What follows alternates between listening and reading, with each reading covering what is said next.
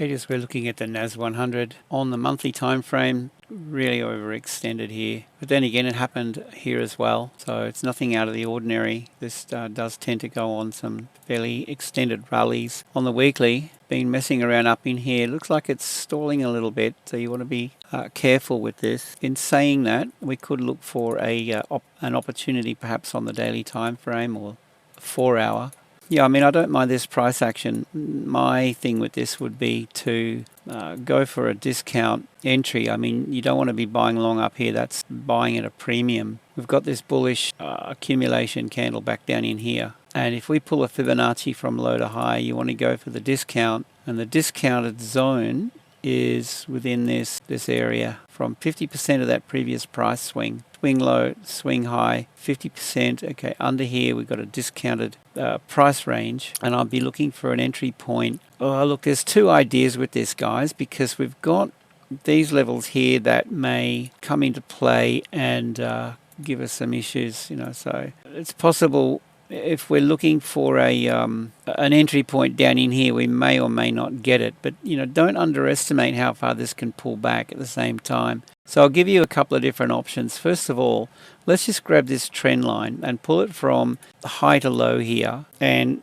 we'll copy that. And what we're doing is we're looking at the retrace. It's relatively measured, well, relatively equal to this pullback here, but, you know, give or take, right? We're just looking at this in terms of a measured move. Yeah, we definitely had that here. So I guess what I'm getting at is don't underestimate that, okay? And then that brings us down into the 61.8786 measured move. And I mean, we've been getting, you know, these rallies. It's a bullish trend, but yeah, we get these big pullbacks. This is a daily, so you know, higher time frame. So my first idea would be, you know, you could set up a pending buy down in around here, and I'll set that apart. We'll just do that and stop under the low. This high here would be a target, or this swing. I consider this a trend. So if we go low to high, low, low to high, low to high, low, okay, hypothetically speaking, this target, given that it's bullish, should be a no-brainer. And then we go for, see the 50 up here? This price swing 50% here. So what I've done is I've measured this 1, 2. So that would be a target. Now we've got nothing to go by left on the chart. So I'll run with my fib and I'll run with this measured 50% move north as a potential target. So there's a target 1 in here and then target 2 up in here. So that's the first idea. Now the second idea is having a look at, well, we've got, let's just pick up this double top here, more or less where we're currently trading, right?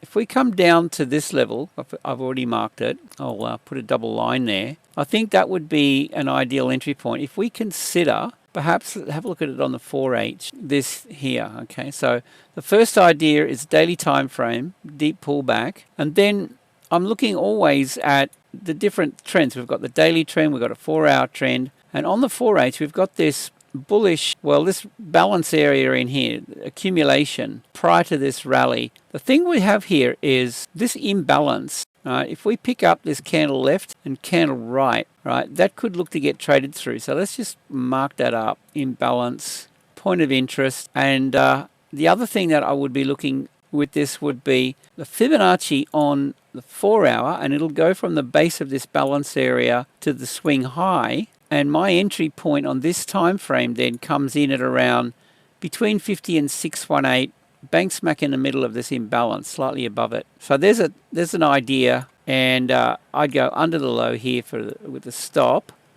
go for a 2R. Well, there's your 50% projected up, and that's a 2.25R outcome. Your targets, TP1's going to be the high here. So there's target 1 and there's target 2, right? So there's a couple of ideas. Now, the 4-hour time frame, this can get taken out fairly easily, given, you know, we've had these moves previously, right? So understand the risk involved here. Go for it for sure, but understand the risk. So don't overcommit with your position size. And then I've got this entry point down here on the daily time frame.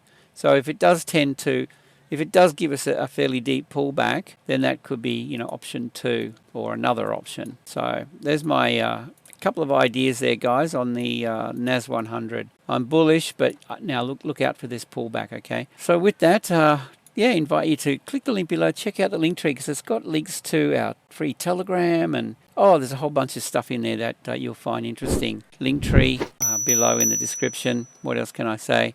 That's it, guys. So with that, I hope you have a great day. Love to hear your comments, so leave a comment and safe trading, and we'll see you in the next one.